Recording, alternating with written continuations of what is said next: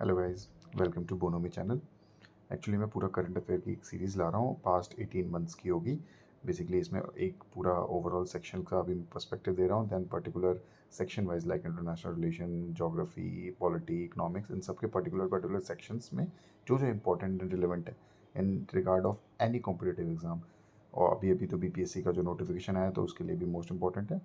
And बाकी कोई सा भी कंपटीशन एग्ज़ाम दे रहे हो तो ये सारे जो मोस्ट इंपॉर्टेंट करंट अफेयर्स हैं जो पता होना चाहिए सबको, वो मैं बेसिकली इसमें लेके आ रहा हूँ। ठीक है, अब आता है सबसे पहला करंट अफेयर पढ़ते हैं। तो इसमें गैब्रियल एटल का नाम बहुत फेमस था, तो आपसे पूछा जा सकता है हु इज़ ही और why is he in news, because ये फ्रांस का जब यंगेस्ट बना था और फर्स्ट ओपनली गे पीएम बना था ये। अब बना था मैं बोल रहा हूँ, इट मीन्स कि अभी कुछ कोई और है, तो आपको ये चेक करना है अभी कौन है, क्योंकि ये फ्रांस का पीएम का न्यूज़ अब आ चुका है सर्कुलेशन में। तो ऑब्वियसली अभी का भी पूछा जा सकता है, और गैब्रियल एटल थे वो भी पूछा जा सकता है, और इनसे पहले कौन थे वो भी पूछा जा सकता है। तो जो न्यूज़ में है उसके आसपास का भी हमें पढ़ना होता है। ठीक है, देन अब आता है ये जो अभी अयोध्या में जो राम मंदिर बना था हमारा, जिसका भव्य इनॉग्रेशन हुआ था। इनॉग्रेशन का डेट आप बताइए, अगर आपको याद है तो वो भी आ सकता है, इंपॉर्टेंट है। ऑल दो पुराना हो चुका है बट स्टिल इंपॉर्टेंट है।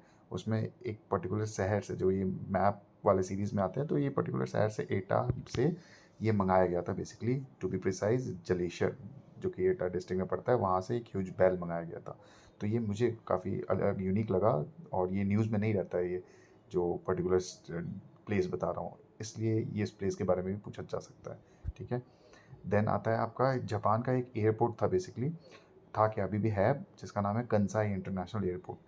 तो ये इंपॉर्टेंट ये था कि ये बेसिकली वाटर पे बनाया गया था, और ये अभी न्यूज़ में आया था रिसेंटली इन पास्ट ईयर कि ये डूब रहा है, बेसिकली सिंक हो रहा है। तो क्वेश्चन आ सकता है कि ये जो कंसाई इंटरनेशनल एयरपोर्ट है ये कौन सी कंट्री से रिलेटेड है, कहाँ पर सिचुएटेड है, या फिर पहला ऐसा कौन सा एयरपोर्ट है जो कि वाटर में बना था, जो कि फेमस है, न्यूज़ में है। तो इस टाइप का क्वेश्चन आ सकता है, तो आपका नाम याद होना चाहिए। ठीक है, देन आता है आपके एक उस्ताद रहीम खान जी, पास अवे हो गए। बेसिकली इनका नाम पूछा जा सकता है कि कौन थे, क्योंकि क्वेश्चंस ऐसे भी आते हैं आजकल कि पर्सनैलिटी का नाम दिया जाता है और रिलेटेड टू व्हाट।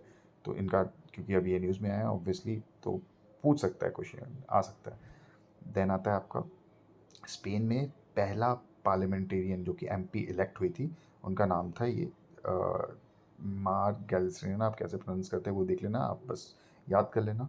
पॉइंट ये है कि डाउन सिंड्रोम, अगर आपने साइंस पढ़ा है और नॉर्मल 10th तक जो जीके एक्सपेक्टेड होती है, जीएस जनरल साइंस, उसमें डाउन सिंड्रोम के बारे में पढ़ाया जाता है। तो उससे रिलेटेड कुछ न्यूज़ में है, तो या तो डाउन सिंड्रोम्स के रिलेटेड आपसे रिगार्डिंग पूछा जा सकता है, या फिर इनका नाम पूछा जा सकता है, या फिर इस कंट्री का नाम पूछा जा सकता है। देन ये मोस्ट इंपॉर्टेंट मुझे लगा, क्योंकि अभी तक हमारे यहाँ 8 क्लासिकल लैंग्वेज रिकॉग्नाइज्ड है by the ministry of culture. ठीक है, बट अब ये 9वां अनाउंस किया गया है, जयशंकर सर ने किया है फारसी को। ठीक है, अब इम्पोर्टेंट ये भी है कि ये किसने अनाउंस किया, कौन से मिनिस्ट्री ने, तो एक्सटर्नल अफेयर मिनिस्ट्री ने ऑल दो अनाउंस किया है। ठीक है, ये इंपॉर्टेंट है, याद कर लेना। देन आता है सुप्रीम कोर्ट की मोस्ट इंपॉर्टेंट रूलिंग आई थी, जो कि आपके इलेक्ट्रल बॉन्ड को स्टक डाउन किया गया था। तो ये तो मैं आपको बस हेडलाइन सारी पढ़ा रहा हूँ, तो इट डजेंट मीन कि आपको सिर्फ हेडलाइन तक, आपके आसपास के न्यूज़ को भी कवर करना पड़ेगा, तभी पूरा होलिस्टिक वे में आप कवर कर पाएंगे। तो इसमें जो ये स्टक डाउन किया था, तो पॉइंट ये है, तो सबसे पहले तो ये तो पता होना चाहिए दिमाग में कि इलेक्ट्रल बॉन्ड किस चीज़ से रिलेटेड है क्या। देन दूसरी चीज़ आनी चाहिए कि स्टक डाउन किया है उसमें बेंच कितने थे, कितने रेशियो में इसको स्टक डाउन किया, ये सारी चीज़ें आपको लिख के याद करनी पड़ेगी। ऑल दो मेरा वीडियो देखते देखते जो जो पॉइंट मैं बोल रहा हूँ वो लिख लिख के याद करोगे, कंप्लीटली हॉलिस्टिक वे में आपको याद होगा, और कभी भूलोगे नहीं, till the time of exam तो नहीं भूलोगे। देन एलेक्सी नलवेने, ये बहुत न्यूज़ में थे, पास्ट 2 to 3 ईयर से मैं इनको कवर कर रहा हूँ और देख भी रहा हूँ। ये बेसिकली जो पुतिन सर हैं हमारे, उनके against basically most important opposition leader थे, जो कि बेसिकली अभी जेल में चले गए, इनको अरेस्ट करवा दिया गया था और जेल में इनका देहांत हो गया। तो ये बहुत पॉपुलर लीडर थे, पॉपुलर फेस थे, न्यूज़ में आने की पूरी पूरी प्रोबेबिलिटी है। पाकिस्तान के इलेक्शंस में क्या क्या होता है वो तो हमें कवर करना ही पड़ता है। तो इसमें पहला जो फर्स्ट वुमेन सीएम बनी थी, मरियम नवाज़, पंजाब की चीफ मिनिस्टर बनी थी, तो ये आ सकता है, याद रखना, नाम रिलेटेड से पूछ सकते हैं पर्सनैलिटी वाले क्वेश्चंस में। अर्जेंटीना के जो प्रेसिडेंट, अर्जेंटीना में जो चुनाव हो रहा था, अर्जेंटीना बेसिकली बहुत न्यूज़ में था, कब से न्यूज़ में, जब से वो फीफा जीते थे तब से वो पूरा का पूरा न्यूज़ में है। बट उस टाइम सब एक ही एस्पेक्ट देख रहे थे हम, फीफा वाला। दूसरा एस्पेक्ट जो इकोनॉमिक उसका बहुत बुरी स्थिति में है, किस तरीके से इन्फ्लेशन बढ़ चुका है, ये सब हम भूल जाते हैं। तो उन सबको हम होलिस्टिक वे में पढ़ेंगे और उससे रिलेट करेंगे, ये प्रेसिडेंट बने थे और ये प्रेसिडेंट किस टाइप के हैं, ये अपने डॉग से एडवाइस लेते हैं, ऐसा सुना गया है, ऐसा फेमस है। अलग अलग न्यूज़ जब ये इलेक्शन जीते थे तब आया था, तो इनका नाम इंपॉर्टेंट है। इनका नाम क्या है? जेवियर, ठीक है, ये भी याद रखना।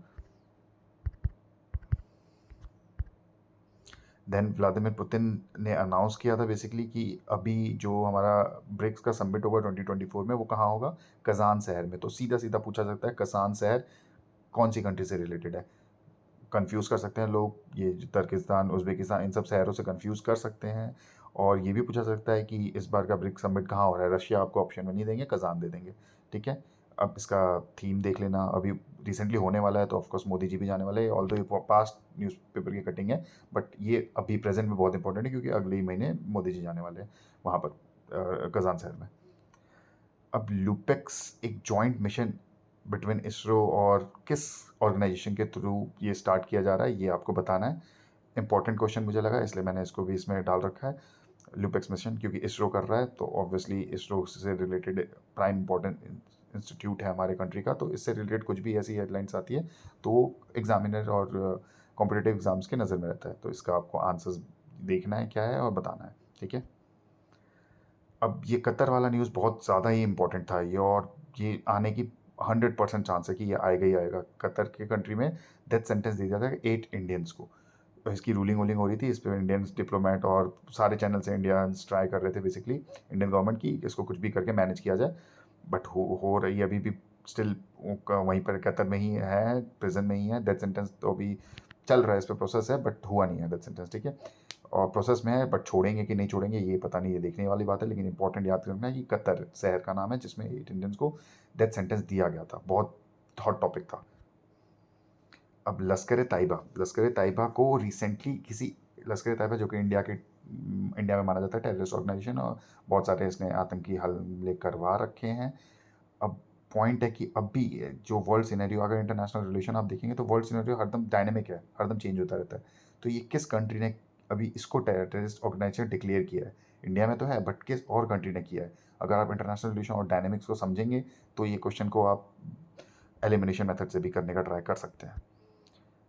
तेजस, ये पुराना क्वेश्चन है, पुराने एग्जाम में आ भी रखा है, तो ये आपको बताना है कि तेजस फाइटर जेट जो है वो किस आदमी से ने बेसिकली इनका नामकरण किया था, ठीक है।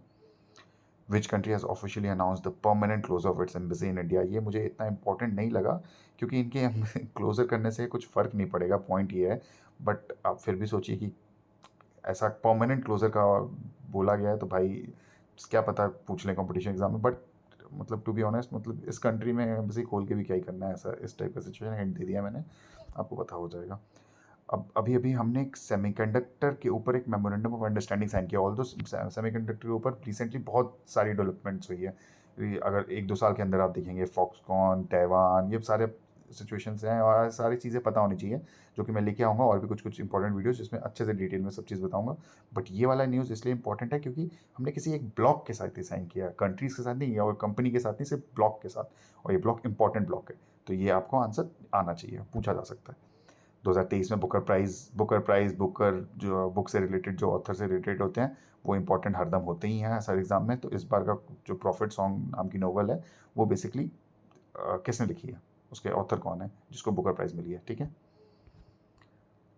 यूएनएलएफ बैंड, जो कि आर्म ग्रुप ऑफ मणिपुर था, उसके साथ पीस अकॉर्ड साइन हुआ है। ये भी एकदम हिस्टोरिक माइलस्टोन है।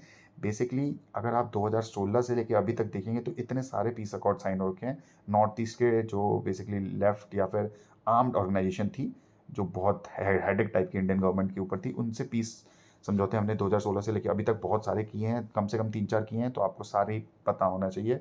और ये मणिपुर तो अभी न्यूज़ में भी था, और ये बहुत इंपॉर्टेंट है, तो ये पता होना चाहिए, इसके आने की चांसेस भी 100% है। हेनरी सर, ये हमारे बहुत वर्ल्ड के नामी डिप्लोमेट माने जाते थे। बेसिकली इनका देहांत हो गया है, तो इसलिए इनका नाम याद होना चाहिए, ठीक है। COP28 बहुत ज़्यादा न्यूज़ में था, किस कंट्री ने होस्ट किया है? क्यों क्यों न्यूज़ में था, ये सारी चीज़ें आगे वीडियोस में आएंगी, लेकिन ये वाला क्वेश्चन अगर आपको यहाँ आता है तो बहुत इंपॉर्टेंट है। अगर इससे रिलेटेड कंट्रोवर्सीज आती है तो कभी आप भूलोगे नहीं, ठीक है। जैसे कि COP28 जब बना था तो इसको माना जा रहा, मतलब जब होस्ट कर रहे थे इस बार कंट्री, तो इसको ऐसा बोल रहे थे कि ये एक एजेंडा है बेसिकली। ऑल्दो ये एनवायरनमेंट से रिलेटेड है, बट यहाँ पर ऐसा एजेंडा सा दिख रहा था, ठीक है। और बाइडेन और जी जिनपिंग दोनों इसमें नहीं आने वाले थे। ईरान ने क्विट क्यों कर दिया था, इसमें मतलब बहुत सारी कंट्रोवर्सीज थी। बाइडेन नहीं आ रहा है, जी जिनपिंग सर नहीं आ रहे हैं, ऊपर से आपका ईरान ने क्यों कॉन्फ्लिक्ट को बेसिकली इसको क्विट किया, क्योंकि इसराइल का वहाँ पर प्रेजेंस की बात की गई थी। फिर इन्वायरमेंट फ्रेंडली ये बात नहीं हो रही थी, क्योंकि यूएई में तब हो रहा था बेसिकली, तो इन्वायरमेंट फ्रेंडली नहीं हो रहा था, ये पॉइंट ये है। ठीक है, ठीक है, ओके। अब नेक्स्ट स्लाइड में नेक्स्ट वीडियो जो आएगी उसमें मैं इसके आगे का फॉलो अप करूँगा। आप तब तक इतना हॉलिस्टिक वे में आपको इसको पढ़ना होगा। ठीक है, थैंक यू।